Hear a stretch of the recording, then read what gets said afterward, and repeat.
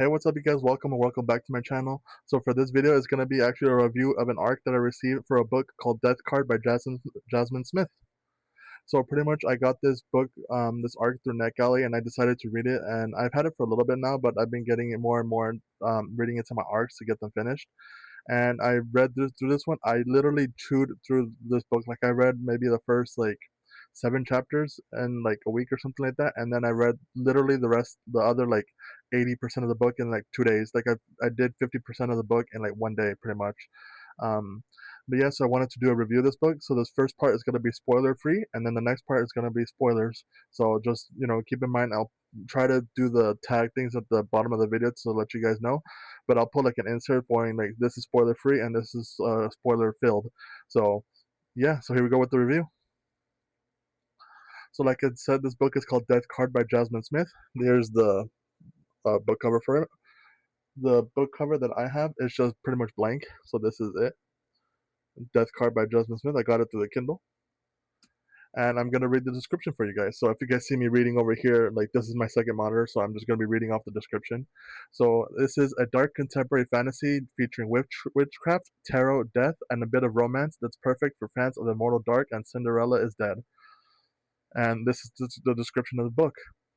On an ordinary Monday morning, 18-year-old Michaela Broussard receives the shock of her life. During a customer's tarot reading at her family's occult shop, she turns over the death card and envisions the beautiful stranger stabbing her in the dark. In order to determine why the girl, Joelle, wants to kill her, she'll have to keep her close, but the more time Michaela spends with her soon-to-be murderer, the more irresistible she finds her.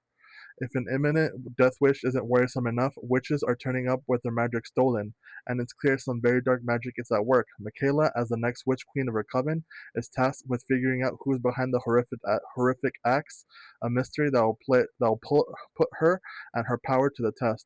Death Card is a dark, pacey, and romantic fantasy about one witch's journey to find the strength to fight for herself, her future, and her beloved community. So with the stuttering involved, this is a pretty much like it's a queer book too. There's a couple different queer people in this book, which I find really refreshing. And it's not like their queerness is like something just on the sideline. It's like it's integral to who they are as a person, but it's not really told as like oh, this person's queer and like this is the whole thing is about them being queer and stuff like that. Like they are queer and that's just who they are, and it's just like integrated into society, and there's nobody like I mean there's a few characters which I'll talk in the spoiler version of it that are against it, but other than that, like I really love the queer representation in this book. And yeah, so this is a spoiler free review. So pretty much like I said, I really did enjoy this book. I give it 4.75 out of 5 stars.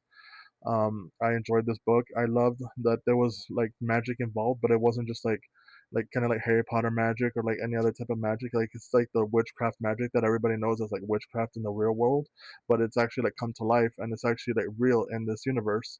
So it's definitely reads as a YA novel. If you guys have read Legendborn by Tracy Dion, it's pretty much on the same level as like YA is like that.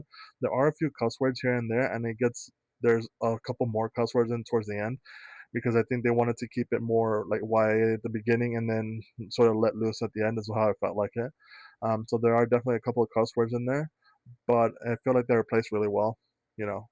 So definitely you can see kind of like how young teenagers sort of like cuss, they kind of like throw it in there to be more adultish. That's kind of how I saw it. But yeah, so that's the spoiler-free review. So if you guys want the spoiler-ish review, continue watching the video. But if not, thank you guys for watching, and like let me know what other arcs you want me to read down in the comments below. And here goes with the spoiler version of the review. So pretty much what I did enjoy is that Joelle was pretty like integral to the story. Obviously, she tries to kill Michaela, and it obviously happens in the end in a way that I didn't expect it. I didn't expect the demons to be involved. I didn't expect the High Towers, the other witch coven that does sacrifices and stuff like that. I didn't expect there to be that stuff like actually involved in the story. And one thing that I absolutely hated, which is in a good way that I liked that they were integral to the story, I guess, is Mike Dupree, who is pretty much MAGA racist and is trying to take over because Michaela's grandpa is trying to run for, I think, mayor of New Orleans.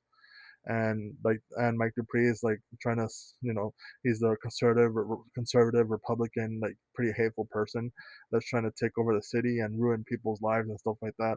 So I did kind of like how I liked that contrast of people, and like that was pretty integral to the story. One thing I did find really funny was how I mentioned Legendborn in the earlier this video.